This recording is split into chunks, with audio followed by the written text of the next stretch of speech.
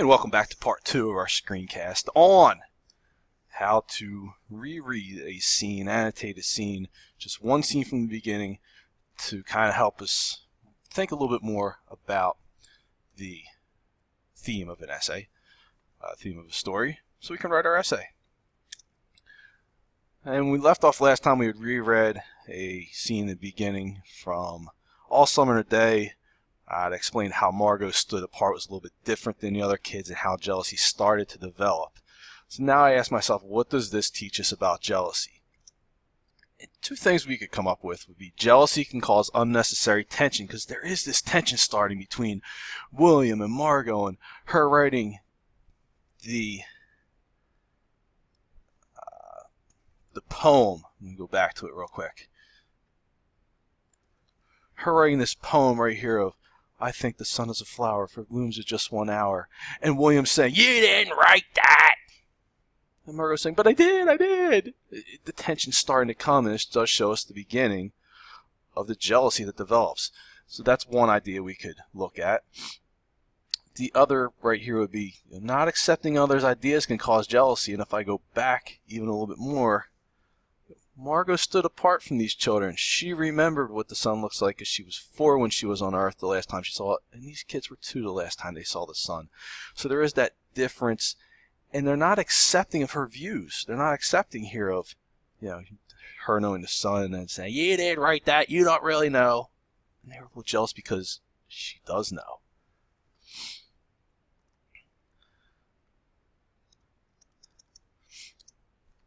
So now what I'm going to do is I'm actually going to write about this. I'm going to pick one, and I'm going to pick, I think, the one where jealousy can cause some unnecessary tension. I'm just going to write a little bit about that. Honestly, I would write about both of these. When it's my turn to write today, I would write both of these entries because they're both possibilities, and they are making me rethink about the theme a little bit more.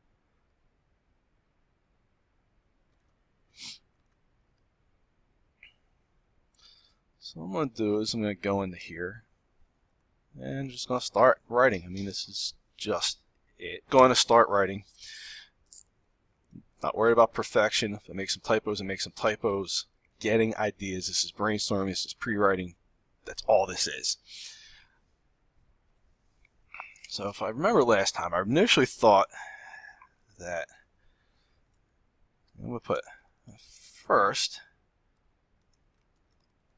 Thought that jealousy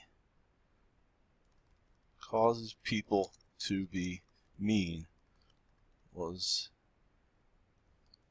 an overlying theme of Ray Bradbury's All Summer in a Day. Again, I want to get the title and author in there. We need to develop that habit. Can't assume the reader knows, because you know what happens when you assume, and we'll leave it at that. However, the more I think about the story and analyze some of the evidence for specific scenes,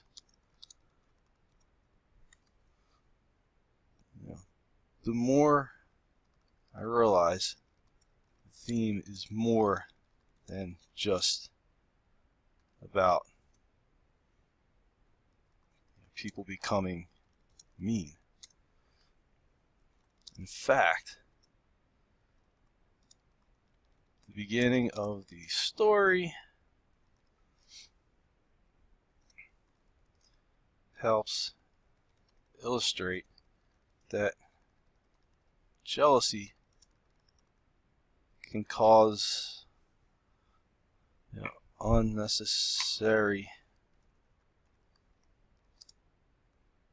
Yes, I misspelled it, and yes, it kills me, so I am going to change it because I caught it. Illustrate, I misspelled, even unnecessary again. But I'm moving on because this is just a draft. It's okay, it's a mistake. It's not perfection. I'll go back and revise this later. I want to keep my thoughts flowing. Alright, in fact, the beginning of the story helps illustrate that jealousy can cause unnecessary tension or problems between people. Alright, now I have to think, where did we get that? And this is where I have to kind of go back to the text. Yeah, we have that Margot knows that they have this dream of the sun. She tells them what it looks like, and they're upset because she knows. And now this tension starts because they're a little jealous. So I would actually go back and kind of put this evidence in. For example, children in the story were two the last time the sun came out, and they dream of the day when the warmness, and what's the text say here? The warmness,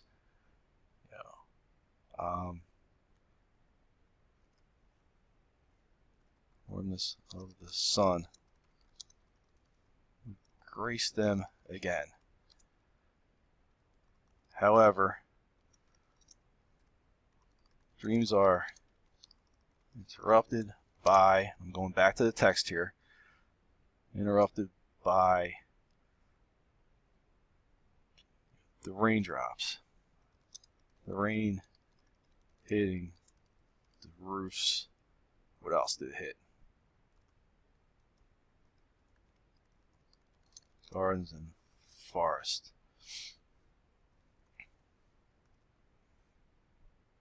Yeah, I'm going to even put this in there. The shaking down of clear bead necklaces.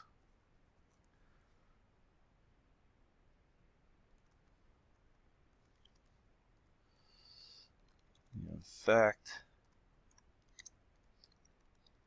Bradbury writes,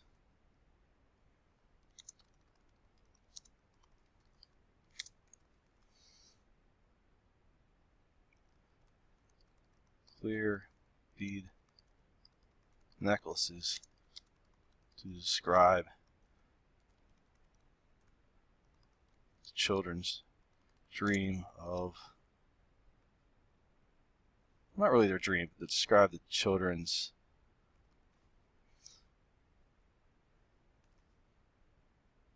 basically describe the rain.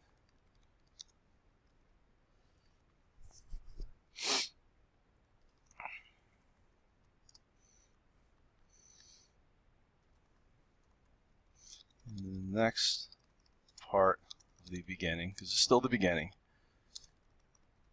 Margot writes a poem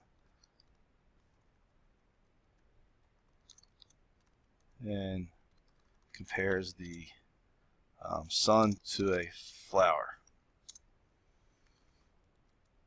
She remembers what the sun looks like as she was 4, living on Earth last time she saw the sun. William immediately blurts out, "You didn't write that." Now, why is that important? I have to explain that. So this is SIG. I'm using one of those prompts to speculate about theme that's hanging above the whiteboard at the front of the class. This is significant because it starts to show the tension rising between Margot and the others. This is where William and the others start to kind of really separate themselves from Margot. If they accepted her views and relied on her experience,